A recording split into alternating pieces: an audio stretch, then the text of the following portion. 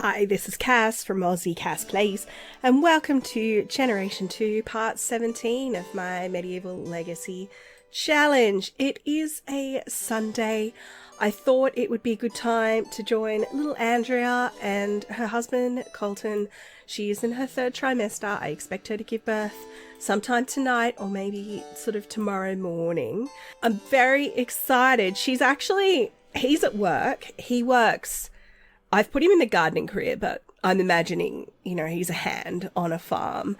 Now, Andrea, I've put her in the fishing career.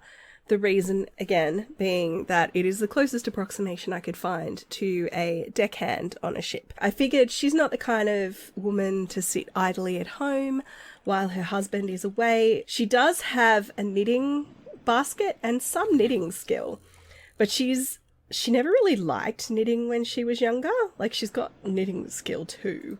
She was not into it. She much preferred things like handiness. She liked, the feeling of dirt under her fingernails and like wood chips and sawdust, and basically she's a hands-on sim. Local Green Thumbs are holding a harvest-off, a speed grow contest to see which horticulturalist can produce the biggest and best produce. What does Colton do? Focus effort on cultivating a fruit finalist or spectate the contest for fun as a farming fan. He's going to have a go. Colton decided to enter competition. He decided his entry would be the largest apple ever grown. Sadly, the sheer size of the apple caused its tree to snap in half and fling the apples hundreds of feet into the air. That is fantastic. He was disqualified, but I'm imagining that scene from the Lord of the Rings movie where Merry and Pippin gets an apple thrown at his head and thinks that it's raining apples. Like that, but actually raining apples. Hang on, wait, have I found an unlimited source of money? I have. Let's just get rid of both of those. I don't want to cheat. Come on. Multi-select. Sell. Will that work? Nope, they're just glitched forever in her inventory. I'm thinking in terms of midwifery because obviously Rose, her first baby was looked after by Olivia, and Olivia is very tragically no longer with us. I was thinking that I would get Isabella in because Isabella has also helped Rose, and she's had a lot of experience now. Cassandra Goth is pregnant again, so she's been looking after her as well. Well, Colton's come home and he's earned 100 simoleons. That's great. So I'm going to have him come give his wife a kiss. Poor Andrea, she's just like, ugh, this is so much work. I thought being a deckhand on a ship was a lot of work. And then my belly exploded and got huge. I'm really hoping she has a redhead. I'm not going to lie. I have to admit, if she doesn't, I may change it. See what you think. Let me know. If you think it's too naughty and we should stick with the hair colour she gets, then I will. But I would love to have a little red-headed baby in the fam. You guys, Andrea had butterflies come. So precious. I actually think... I wish I'd started recording a tiny bit sooner, but I actually think that she might be thinking that it's a sign that her mother's spirit is still watching over her. So she came out here to, have a little, read in the evening air. And the butterflies came down. She's like, and 2 butterflies, one for mum and one for dad. It was very precious. Now, he's like, how's your day been? Any signs of the baby coming? I'm going to get her to sit out here and resume some socks. Like I said, she doesn't really like knitting, but she's also not the sort of person to sit with idle hands. So I'm hoping they can talk while she's knitting. I have an awful feeling that they can't. So she's saying, look... I've been feeling some tightness in my belly, but nothing like what Rose and Isabella described as things I should watch out for. So I don't know. I don't know when the baby's coming. Oh, Colton's telling her a story. It's a story about a castaway. So telling his wife cautionary tales about shipwrecks. A little bit harsh, but anyway, it's fine. And the fire's burning down. I put a canoe here to sort of indicate Andrea's seafaring ways. Obviously, you can't use the canoe in Windenburg. That's okay. So it's the next morning and still no signs of labour. Andrea's thinking about squid, obviously some kind of kraken beast that she's encountered on her adventures, and complaining about the smell, which is a bit harsh given Colton just went to the bathroom. I'm just saying. Obviously, there was a situation there. Oh my gosh, look how huge she looks. Her belly is just like a force of nature. All right, it's hard to look at, you guys, but I bought, as in, not hard because it's horrible in some way, just because it's hard, because the room is absolutely microscopic. They will ultimately need an extension, I think. Like, maybe we could build out over this flat portion. But for now, this is what we've got. So I've put in a toddler bed. I've put in, like, a little steamer toy thing, which I thought was cute, and a trunk, a little toy, blocks, potty, you know, the usual. I might just recolor that potty. I usually go for the brown just because I'm like, it looks more medieval. This is the urn for one of Colton's uncles. I actually don't know where the other one is. I couldn't find it. So I like to imagine that there are both, but that's okay. Now, Andrea, as you can see, has gone into labour and has decided that toy that I put on the floor does not need to be on the floor. Colton, come inside. He's like standing out in the storm looking alarmed. It's like, dude, what are you doing out there? So he's come in and been like, oh my god, oh my god, oh my god, oh my god. So I'm going to have him come up and have a bit of a freak out. I feel like he would. Yep, he's doing that on his own. And then I'm actually going to have him go get Isabella. I love how Andrea's just like, well, this is all a bit crap. I'm going to go to bed. Now, I suspect it'll put the bassinet in here. It could put it in there. I don't know if it'll be smart enough.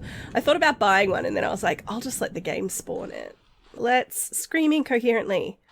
I feel like that's what you do when your wife's in labour, isn't it? Oh my god, she's in labour. Oh my god. And she's like, calm down. It's fine. I've been here before.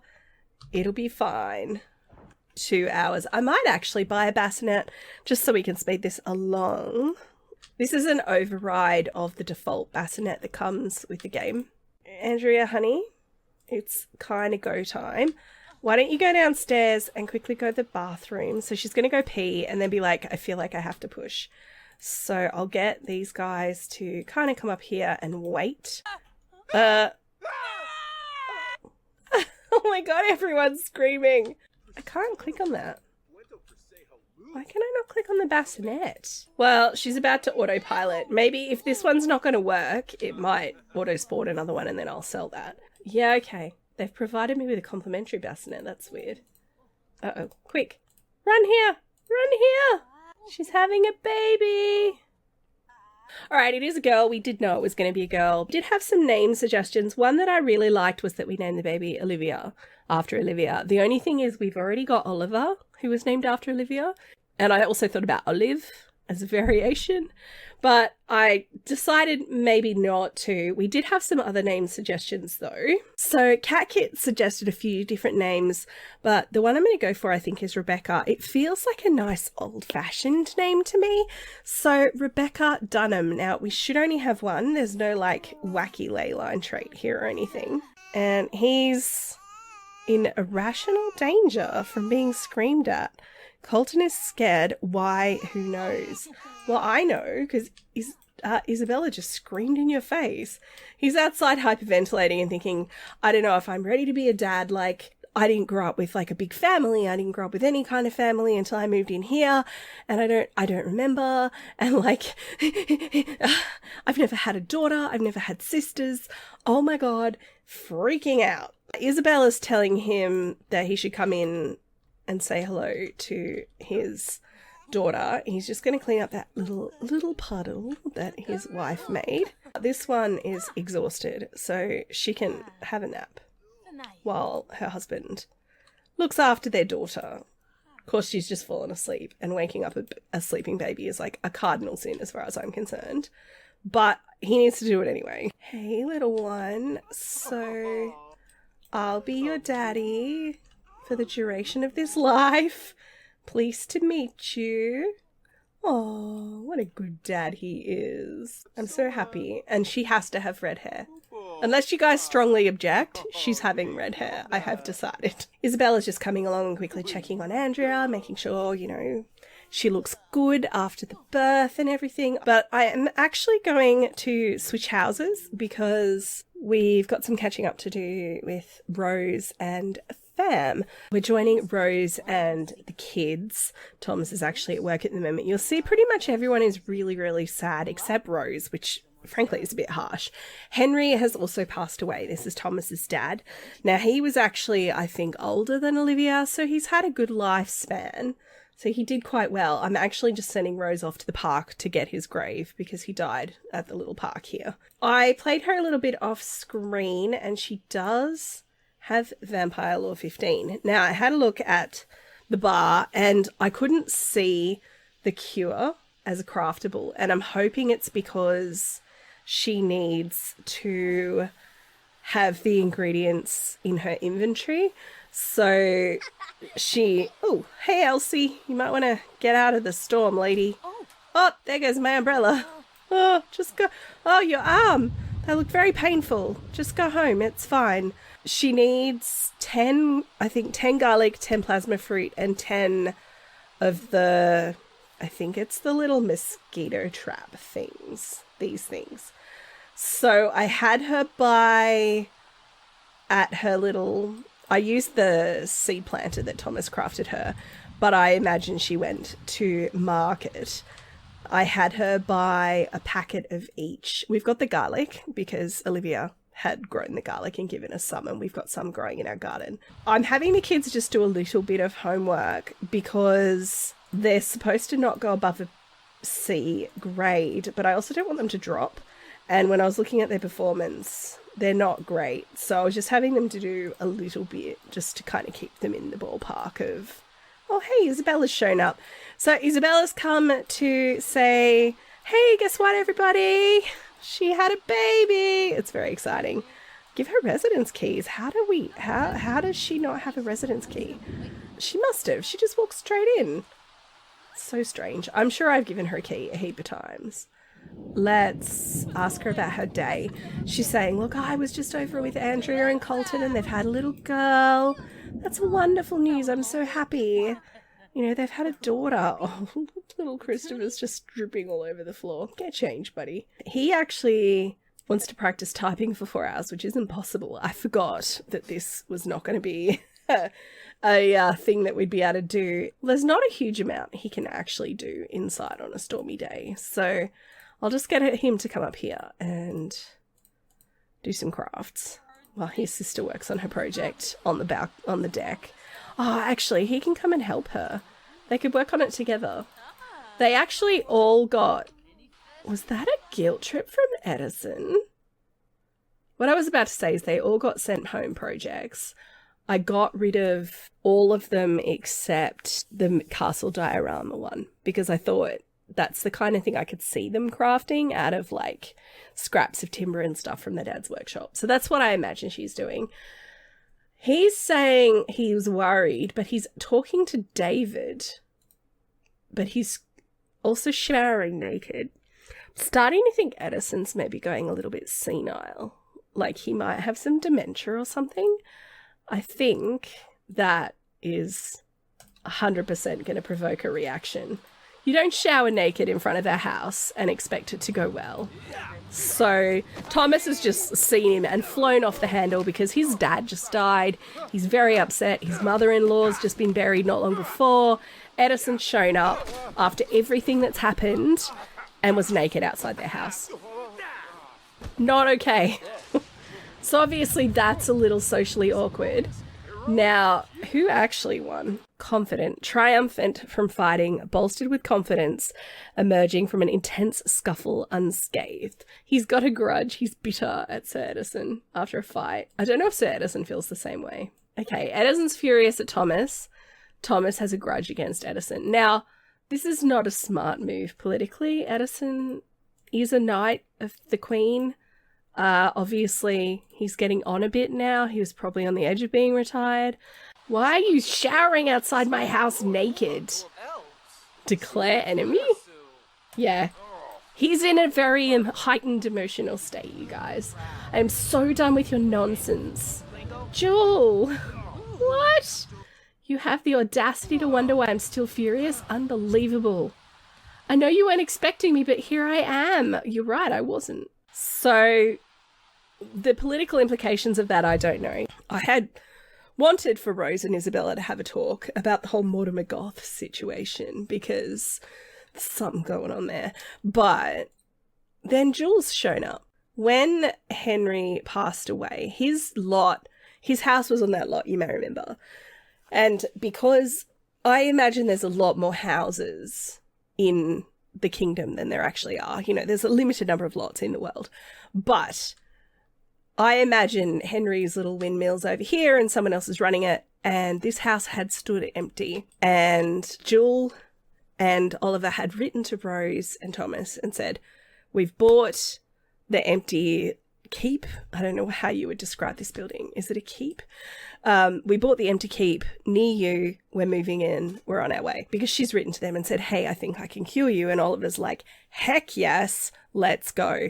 The money to buy that build or that lot, I expect most of it's come from Lilith and Caleb, because being a violinist probably doesn't pay that well, especially given that Oliver's been living in the Forgotten Kingdom, where the king and queen are the Strouds. And while one of the two Strouds did turn him into a vampire, they're not on speaking terms. So I'll just jump into the gallery real quick so we can shout out the creator of that lot, because it is amazing. It's called Guinevere's Gatehouse, and it's, I think I mentioned in a part of another series, I'm thinking I'm going to have to get this country kitchen kit, because everything I'm trying to download now for this world, for medieval, has this kit, and it is so annoying to me, because look, in Australian bucks, $8, such a ripoff. I keep waiting for it to go on sale, but I'm starting to think it never will. Now, this lot is amazing. It's not super playable. I found there wasn't like an open kitchen spot to cook and that kind of thing. When I moved the Sims in, everything was covered. It's beautiful, but I've deleted enough so that they could at least do the bare minimum. But because I'm not planning on playing a heap in that house anyway, it's not so bad. Now, it's by Genie Bottled Up. So Genie_bottled_up. And it was uploaded a grand total of like 2 days ago.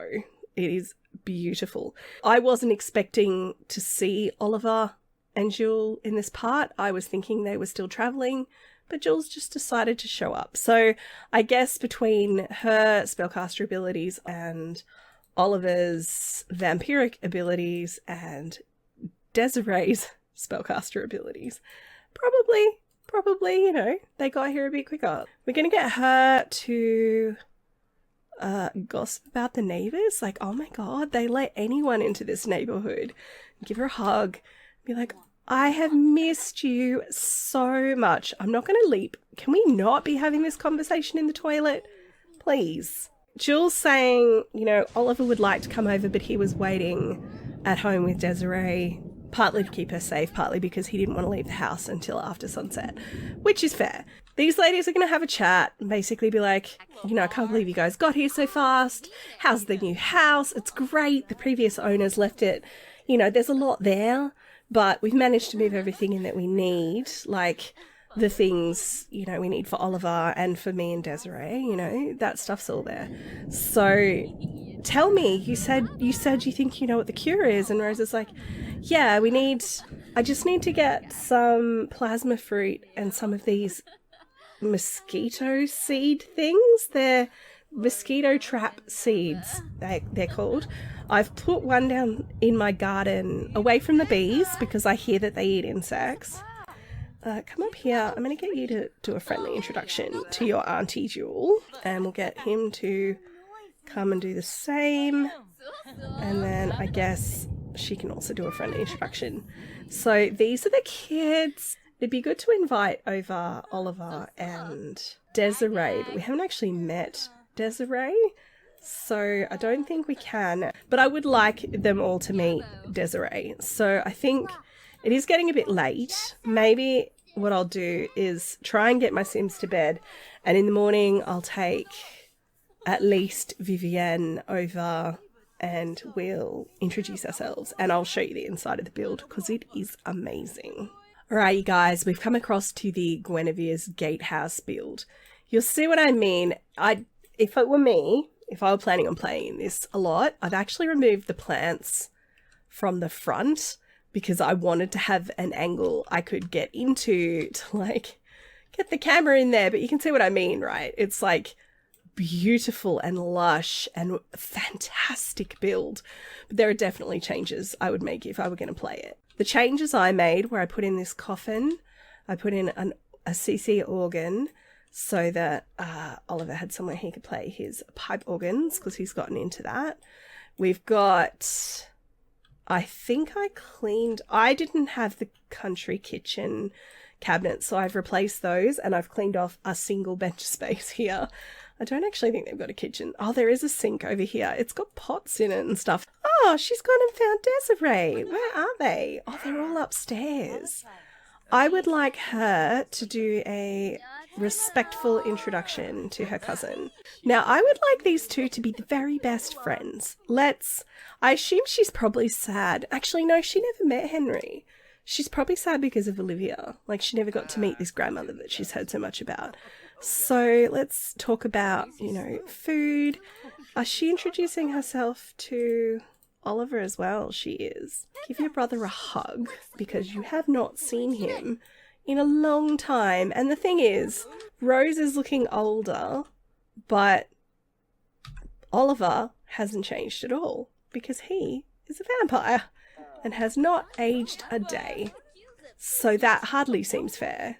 Let's flatter him, telling him how amazing he looks. Oh, they're good friends again. That's great. Can I share my vampire lore with him? We'll make a vampire pun, I guess. Why don't I add these two to a group?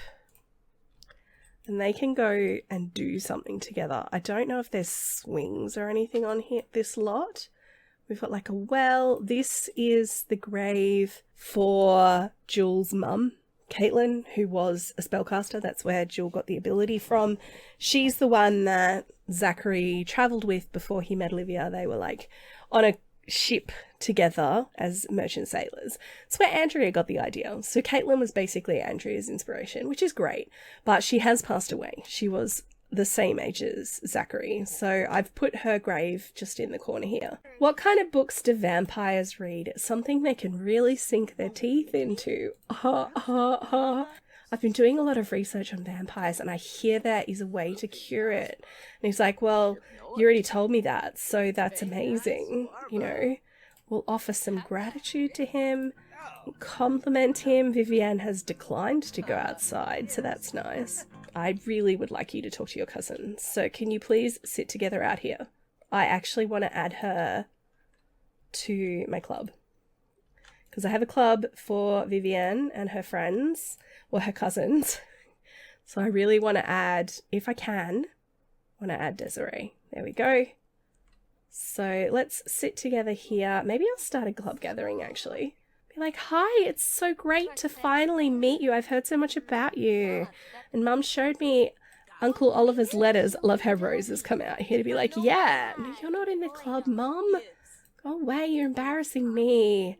Let's release Caitlin's spirit to the netherworld. She does not need to be destroying their plumbing.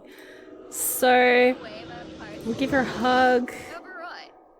Talk about our friends.